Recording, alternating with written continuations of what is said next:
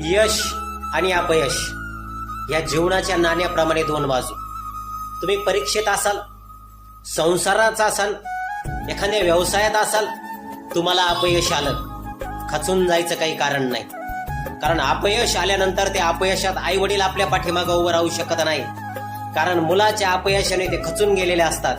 म्हणून जीवनामध्ये तुम्हाला तरुण जाण्याकरता, नवी दृष्टी मिळण्याकरता, आयुष्याला उभारी देण्याकरता तुम्हाला एकच प्रकरण मदत करेन, ते म्हणजे शिवचरित्र. आणि शिवचरित्रातील प्रकरण म्हणजे पुरंदरचा तह. काय दिलं हो? सर्व दिलं त्या मिर्झा राजा जयसिंगला. 4 लक्ष हुणांचा मुलक, 23 किल्ले, ते सुद्धा साधे सुधे नाही. एवढं दिल्यानंतर राजांजवळ काय राहिलं? पण एवढ्यातून आग्र्याच्या नजर कैदीतून सुटून आल्यानंतर राजांनी जे हयातभर मिळवलं नाही, ते आग्र्याच्या नजर कैदीतून आल्यानंतर मिळवलं.